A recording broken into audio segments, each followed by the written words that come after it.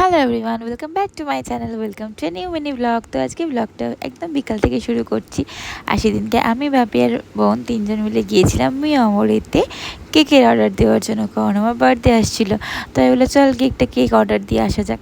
তো ওখানে গিয়ে দেখলাম এখন মিয়ামরিতে অনেক নতুন নতুন কেক লঞ্চ করেছে, যদিও আমি অনেকদিন পরেই এসে জানি না আগে থেকে ছিল নাকি। তো বেশ কিউট লাগছিলো কেকগুলো। আর পেস্ট্রি সেকশনও দেখলাম বেশ কিছু নতুন নতুন টাইপ অফ পেস্ট্রি এসেছে।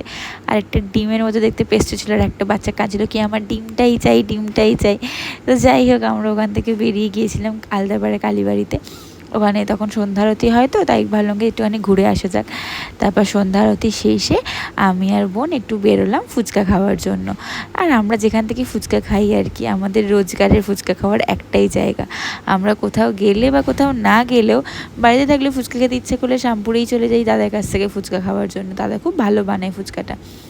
তারপর ফুচকা খেয়ে বেরোচ্ছিলাম, তখন দেখলাম একটা কুকুর বাচ্চা এসেছে। বাচ্চা না, বেশ বড়ই ছিল, জানি না হঠাৎ করে আমাদের দেখে কী মনে হয়েছে ওর, আমাদের কাছে এসেছিলো। তারপর দৌড়ে দৌড়ে চলেও গেছিলো।